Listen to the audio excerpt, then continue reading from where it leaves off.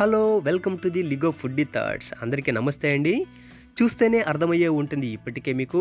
అదేనండి, వెజిటేబుల్స్లో రాజు ఎవరంటే వంకాయేనండి.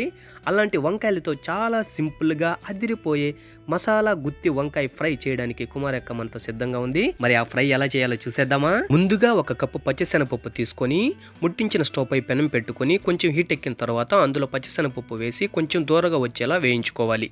ఇలా దోరగా వేగిన తర్వాత స్టవ్ ఆఫ్ కొని పప్పుని చల్లారనివ్వాలి.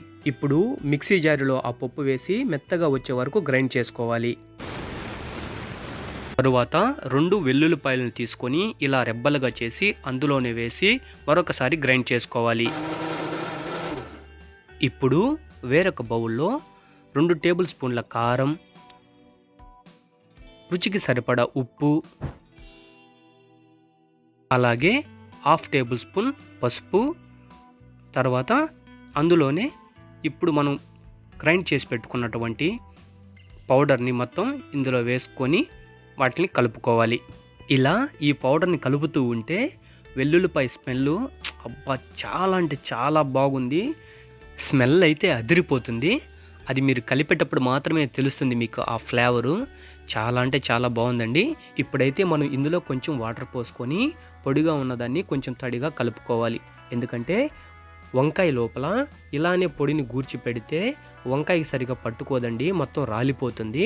అందుకని మనం కొంచెం తడి చేసి పెట్టుకుంటే మనం ఫ్రై చేసేటప్పుడు వంకాయ నుండి మసాలా విడిపోకుండా అలాగే ఉంటుంది. ఇప్పుడైతే ఈ కలుపుకున్న పొడిని మనం పక్కన పెట్టుకుందాం.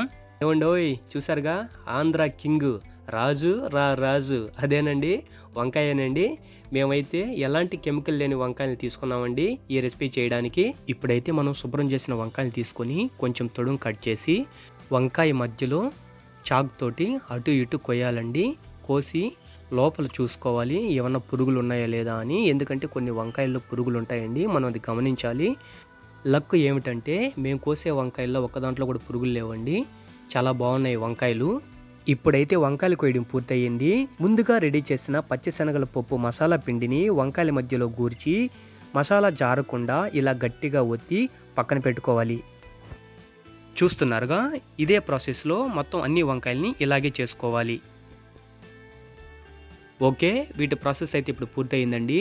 తర్వాత స్టవ్ పై ప్యాన్ పెట్టుకొని ఫ్రైకి సరిపడా నూనె పోసుకోవాలి. నూనె హీట్ ఎక్కాక స్టవ్ని లో ఫ్లేమ్లో పెట్టుకొని చెయ్యి కాలకుండా మసాలా గుత్తి వంకాయని ఒక్కొక్కటిగా నెమ్మదిగా అందులో వేసుకోవాలి. ఇలా గుత్తి వంకాయలని ప్యాన్లో పూర్తిగా వేసిన తర్వాత 1 నిమిషం పాటు ఆగి నీళ్లు చల్లుకోవాలి. ఎందుకంటే వంకాయ బాగా ఉడుకుతుందండి. ఉడకడం కోసం ఇలా నీళ్లు పైనే చల్లుకోవాలి. ఇప్పుడైతే మనం మూత పెట్టి కొద్దిసేపు ఉడకనిద్దాం. కొంచెం మధ్యన మూత తీస్తూ వంకాయలు అడుగంటకుండా మనం అటు ఇటు తిప్పుకోవాలి. చూసారా అండి, ఎంత కలకల్లాడుతున్నాయో, కలర్ఫుల్గా ఉన్నాయో. చూస్తుంటే నోరు ఊరుతుంది కదూ. అప్పుడే అయిపోలేదండి, ఇంకా చాలా ఉంది. ఇప్పుడైతే మనం నూనెలో ఉడుకుతున్న గుత్తి వంకాయల పైన మనం కలుపుకున్న మసాలా పిండిని చల్లుకోవాలండి. ఎందుకంటే చాలా టేస్టీగా సూపర్గా ఉంటుందండి. మసాలా చల్లిన తర్వాత పెనంపై మూత ఉంచి 2 లేదా 3 నిమిషాల పాటు బాగా ఉడికించుకోవాలండి. వంకాయలు అయితే బాగా ఉడికిపోయినాయి. ఇప్పుడైతే పెనంలో నుంచి తీసి మనం ప్లేట్లో సర్వ్ చేసుకోవాలి.